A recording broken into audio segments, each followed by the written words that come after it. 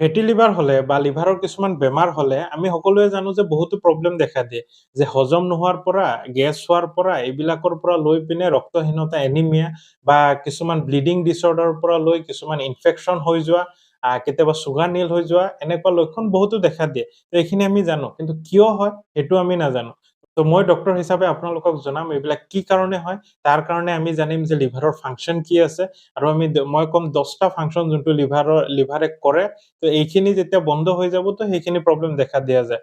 তো লিভাৰৰ যেতিয়া বেমাৰ হয়, লিভাৰ ডিসঅৰ্ডাৰ বা লিভাৰ ডিজিজ হয়, তাৰ একটা ষ্টেজ হ'লগে মানে ফেটি লিভাৰ। তো ফেটি লিভাৰৰ হোৱাৰ পিছত গ্ৰেড 1, গ্ৰেড 2, গ্ৰেড 3 তাৰ পিছত গৈ পিনে চিৰটিক লিভাৰ ডিজিজ হৈ যাব পাৰে। তো তেতিয়া এইবিলাক সব ফাংচন কমি যায়। ফেটি লিভাৰ ষ্টাৰ্টিঙৰ পৰাই লাহে লাহে ফাংচনবিলাক কমা আৰম্ভ কৰে। তো আমি তাৰ পৰা সদায় বাচি থাকিব লাগে। বাচি কেনেকে থাকিব তাৰ ওপৰতো মই ভিডিঅ' বনাম। আৰু ইয়াৰ ফাংচন কি কি আছে, ইয়াৰ কি কাৰণে হয় এইবিলাক প্ৰব্লেম, তো তাৰে ওপৰত ভিডিঅ' বনাম। ফাৰ্ষ্ট যোনটো লিভাৰৰ ফাংচন হ'ল সেইটো হ'ল মেটাবলিক, মানে যিকোনো মেটাবলিক ৰিয়েকচন, মেক্সিমাম ৰিয়েকচন আমাৰ শৰীৰৰ ভিতৰত লিভাৰে কৰে। যে আমি খাদ্য খালো, খাদ্য খালে ডাইৰেক্ট কাৰ্বহাইড্ৰেট, প্ৰটিন, ফেটছ এই হিচাপে খাওঁ। কিন্তু তাত গৈ পিনে শৰীৰত ডাইৰেক্ট কাৰ্বহাইড্ৰেট হিচাপে নালাগে, প্ৰটিন হিচাপে নালাগে। তো সেইটো গৈ পিনে ভিতৰত মেটাবলাইজ হ'ব লাগিব আৰু স্মলাৰ ফ্ৰেকচনত ভাঙিব লাগিব। ভাঙাৰ পিছত সেইটোৰ পৰা এনাৰ্জি হোৱাটো যোনটো মেটাবলিক ৰিয়েকচন হয় মেক্সিমাম বিলাক লিভাৰত হয়। তো সেইবিলাক হোৱাৰ কাৰণে যদি আমাৰ লিভাৰ ডিসঅৰ্ডাৰ হয়, এনাৰ্জি কম থাকিব, এইবিলাক যিকোনো মেটাবলিক ৰিয়েকচন বিলাক কম হ'ব। সেকেন্ড ফাংচনটো হ'ল ষ্ট'ৰেজ। যে আমি যেতিয়া ফাষ্টিং কৰো, আমি দুপৰীয়া মানে ৰাতিপুৱা খালো, দুপৰীয়ালৈকে নাখালো, তেতিয়া আমি ডাইৰেক্ট বেহুচ হৈ নাযাওঁ। তেতিয়াতো আমাৰ শৰীৰত গ্লুকোজ নাথাকে। সেই গ্লুকোজটো কোনে ছাপ্লাই কৰে?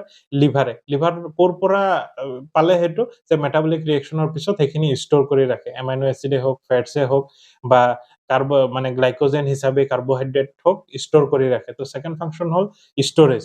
থাৰ্ড ফাংচন হ'ল সিনথেটিক, মানে যিকোনো সিনথেসিস, মানে বহুত বস্তু, মানে বহুত ফাংচনৰ যোনটো মানে বহুত কেইটা ধৰি লওক প্ৰটিন ফেক্টৰ, প্লাজমা প্ৰটিন, এইবিলাকৰ সিনথেসিস হয় লিভাৰৰ পৰা। যে ক্লটিং ফেক্টৰ যেতিয়া আমি কাটি যায় তেতিয়া আমাৰ তেজ বন্ধ হ'বলৈ যোনবিলাক বস্তু লাগে, মানে যোনবিলাক কেমিকেল, যোনখিনি ফেক্টৰ লাগে, সেইখিনি লিভাৰত সিনথেসিস হয়। তাৰ পিছত আৰু এটা ইম্পৰ্টেন্ট ফাংচন হ'ল যে সিক্ৰেশন অফ বাইল, যে আমাৰ যোনটো পিট জুইচ হয়, মানে বাইল জুইচ যোনটো হয়, যে গোলবাৰ্ডাৰত যোনটো জমা হৈ থাকে, সেইটো লিভাৰৰ পৰাই একচুৱেলি ৰিলিজ হয়। আৰু সেইটোৱে আমাৰ ফেটছ হজম কৰাত আৰু ফেটছ ট্ৰান্সপৰ্টেশ্যনত সহায় কৰে। যে আমি যেতিয়া আমাৰ লিভাৰৰ ডিজিজ হ'ব, যেতিয়া যিকোনো অকণমান তেলীয়া বস্তু বা অকণমান মাংস বা অকণমান তেনেকুৱা কিছু বস্তু খাই দিলেই আমাৰ গেছ প্ৰব্লেম হ'ব আৰু বাকী প্ৰব্লেম দেখা দিব। তো সেইকাৰণে আমাৰ লিভাৰ, ফেটি লিভাৰ হ'লে যে চবকে কোৱা যায় বইল খাব। কি কাৰণে খাব? এইটো কাৰণে যে বাইল প্ৰব্লেম অলৰেডি হৈ গৈছে। এতিয়া যদি আমি বেছিকে প্ৰেছাৰ দি দিওঁ, যে আমি বেছি ফেটি বস্তু খাই দিওঁ, তে লিভাৰৰ ওপৰত আৰু প্ৰেছাৰ হ'ব আৰু ক্ষতি হ'ব। তো 5 নম্বৰ ফাংচন হ'ল যে এক্সক্ৰিটৰি। শৰীৰৰ পৰা কিছুমান বেক্টেৰিয়া, তাৰপিছত এডিশ্যনেল যিখিনি টক্সিনছ থাকে আৰু যিকোনো অলাগতিয়াল বস্তু থাকে, সেইখিনি শৰীৰৰ পৰা ওলোৱাৰ কাম কৰে, সেইটো হ'ল লিভাৰে। তো সেইকাৰণে যেতিয়া আমাৰ লিভাৰৰ ডিজিজ হ'ব, সেইখিনি ওলাব নোৱাৰিব, শৰীৰত আমাৰ বীজাণু বাঢ়ি যাব পাৰে, ইনফেকচন হোৱাৰ চান্সেছ বেছি থাকে। আৰু ধৰি লওক কিছুমান কপাৰ থাকে, আইৰণ থাকে, এইবিলাক শৰীৰত অলাগতিয়াল হ'লে ওলাই দিয়ে লিভাৰে, যেতিয়া ওলাব নোৱাৰিব, তো সেইটোৰ কাৰণে আমাৰ বহুত প্ৰব্লেম দেখা দিব পাৰে। 6 নম্বৰ এটা বহুত ইম্পৰ্টেন্ট ফাংচন হ'ল যে হিট প্ৰডাকশ্যন। আমাৰ শৰীৰ যে আমি কওঁ যে ৰুম টেম্পাৰেচাৰ 25 ডিগ্ৰী চেণ্টিগ্ৰেড থাকে আৰু আমাৰ শৰীৰৰ টেম্পাৰেচাৰ 37 ডিগ্ৰী চেণ্টিগ্ৰেড। যে নৰ্মেল টেম্পাৰেচাৰতকে আমাৰ এই 12 ডিগ্ৰী চেণ্টিগ্ৰেড যে বেছি থাকে, এইটো যে আমাৰ শৰীৰৰ ভিতৰত যিমান মেটাবলিক ৰিয়েকচন হয় লিভাৰত, তাৰ পৰা হিট প্ৰডাকশ্যন হয়। এক্সোথাৰ্মিক ৰিয়েকচন হোৱাৰ কাৰণে আমাৰ শৰীৰটো গৰম ৰাখে, যে নৰ্মেল টেম্পাৰেচাৰতকে। তো যেতিয়া ঠাণ্ডাৰ দিনত আমাৰ শৰীৰত যদি হিট প্ৰডাকশ্যন নহ'ল হয়, আমি চেঁচা পৰি মৰি থাকিলো হয়। তো সেই টেম্পাৰেচাৰো বহুতখিনি সিহঁতে মেইনটেইন কৰে, মানে লিভাৰে মেইনটেইন কৰে। তো সেইটো একটা ইম্পৰ্টেন্ট ফাংচন যে হিট প্ৰডাকশ্যন হয়। তাৰপিছত 7 নম্বৰ হ'ল যে হিমোপয়েটিক, মানে তেজৰ কণিকা হোৱাটো সহায় কৰে লিভাৰে। তো আমাৰ যদি তেজৰ কণিকা যেতিয়া নহ'বগে, তেতিয়া আমাৰ এনিমিয়া হৈ যাব। তো তাৰ পৰাও বচায় লিভাৰে। তো কিমান কাম আছে মানে লিভাৰৰ।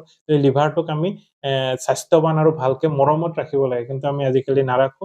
8 নম্বৰ ফাংচন হ'ল হিমোলাইটিক একচন, মানে আমাৰ তেজৰ কণিকা যিকোনো, ইয়াততো আমাৰ শৰীৰত বহুত মিলিয়নছ অফ তেজৰ কণিকা থাকে, RBC থাকে, বহুত বেলেগ বেলেগ চেলছ থাকে। তো RBCৰ এভাৰেজ লাইফ স্পান হ'লগে মানে 90 ডেজৰ পৰা 120 ডেজ, মানে 3 মাহৰ পৰা 4 মাহৰ ভিতৰলৈকে এটা RBC যোনটো জন্ম হৈছে, সেইটো 3 মাহ বা 4 মাহৰ পিছত মৰি যাব। তো সেইখিনি মৰি যোৱাৰ সময়ত সি ক'ত তাক ডেষ্ট্ৰয় হ'ব যে অকল মৰি গ'ল, যেনেকৈ আমাৰ মানুহ মৰিলে ক'ৰবাত পুতিব লাগে বা জ্বলাব লাগে, তেনেকৈ তাৰ গ্ৰেভিয়াৰ্ড অফ আৰবিচিক তেনেকৈ আমি স্প্লিন আৰু লিভাৰক আমি গ্ৰেভিয়াৰ্ড অফ আৰবিচি বুলি ক'ব পাৰোঁ, যে তাত ডেষ্ট্ৰয় কৰে, যোনখিনি আমাৰ লাইফ স্পেন শেষ হৈ যায় আৰবিচিৰ, তো লিভাৰত গৈ পিনে ডেষ্ট্ৰয় হয় আৰু একটা ইম্পৰ্টেণ্ট ফাংচন হ'ল, চবতকে ইম্পৰ্টেণ্ট ফাংচন হ'ল ক'ব পৰা যায় যে শৰীৰত যিমানখিনি হৰম'নছ আছে, মেক্সিমাম হৰম'ন ইনএক্টিভেশ্যন মানে কাম কৰাৰ পিছত ইনএক্টিভেশ্যন লিভাৰত হয়।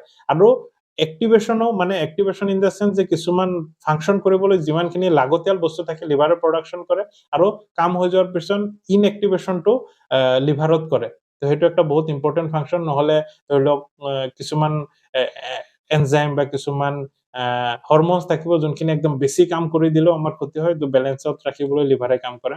আৰু last but not the least, defence and detoxification, মানে আমাৰ শৰীৰৰ ডিফেন্স কৰে আৰু ডিটক্সিফাই কৰে, যেনেকৈ বেক্টেৰিয়েল এলিমেণ্ট কৰি পিনে ডিটক্সিফাই, যিকোনো কিছুমান আমি খাদ্য সামগ্ৰীত বহুত কেমিকেলছ বহুত কিবা কিবি থাকি যাব পাৰে, শৰীৰত গ'লেই আমাক সেইটো পয়জনাছ এফেক্ট কৰি পিনে আমাৰ শৰীৰত ক্ষতি নকৰে।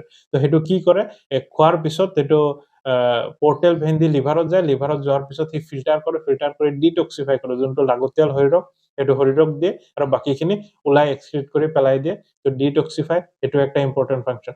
তো ইমানখিনি ফাংচন এটাত ভালকে ক'ব পৰা নাযাব, তো মই ইচ এণ্ড এভৰি ফাংচনৰ এটা এপিছড বনাম, সৰু সৰু ভিডিঅ'ৰ এটা এপিছড বনাম বা ৰিলছ বনাম। তো ফ'ল' কৰিব, সকলোৰ লগত শ্বেয়াৰ কৰিব, সকলো জানিবলৈ, আৰু এনেকৈ হেল্থ ৰিলেটেড ভিডিঅ' দি থাকিম। ছাবস্ক্ৰাইব কৰিব। বাই বাই, সকলোৰ লগত শ্বেয়াৰ